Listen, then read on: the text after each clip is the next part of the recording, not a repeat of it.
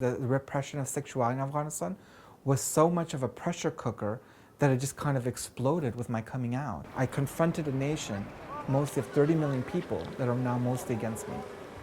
And it's going to take time because they've only heard a message, that's been bigoted and homophobic.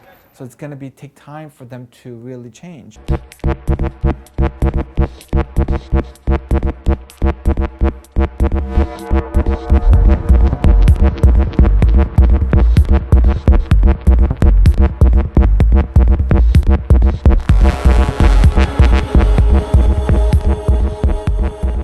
I think the turning point for me was basically last May when I basically went to England and dressed up as a transgender in the Gilgamesh Rising play.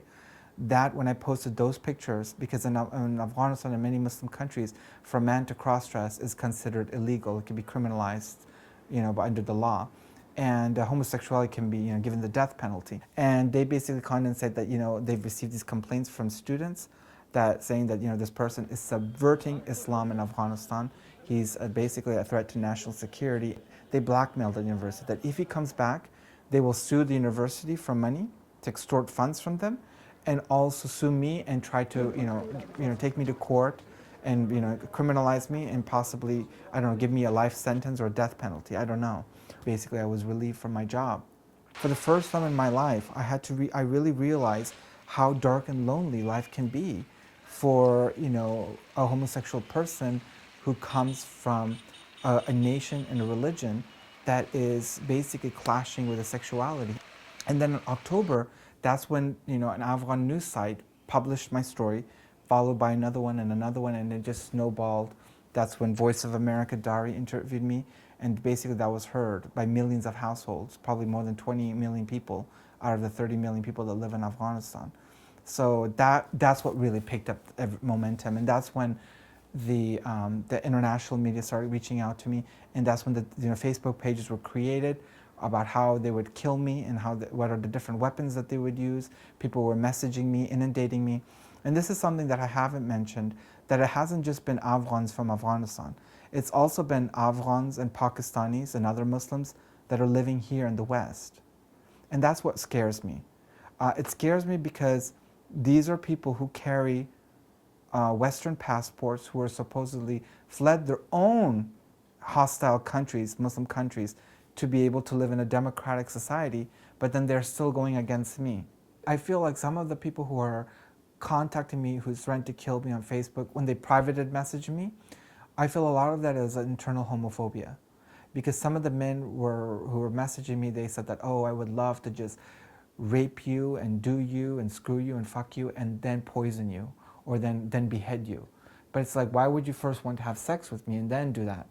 So I feel like this kind of conflicted identity. I became like the scapegoat.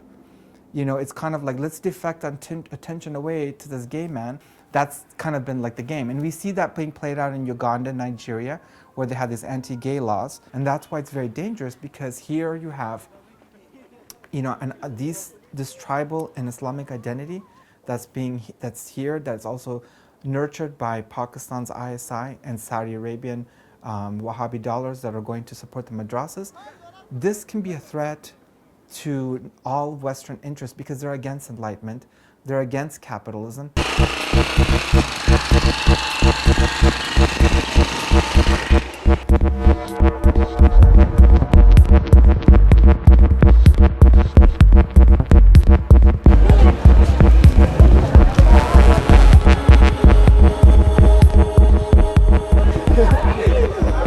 When we're talking about gender, you have to look at gender as a holistic approach.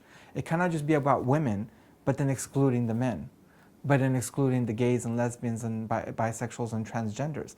Everyone must be included in the discussion of gender. I can't tell you how sad it is when I hear straight men who tell me that because we have no access to women, that our first sexual experience is with a man or with a boy, And this is a society that basically turns a blind eye away against homosexuality, which they know it exists, but because the Quran said it's forbidden, they just ignore it.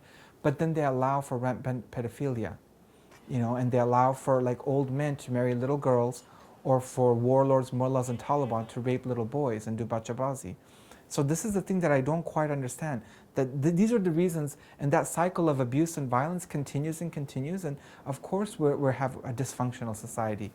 So what I'm hoping for is to end the gender segregation, because once that happens, we know that separate is never equal. We know this in American society. We saw what that did, and that transition is going to be very chaotic too when you integrate, right?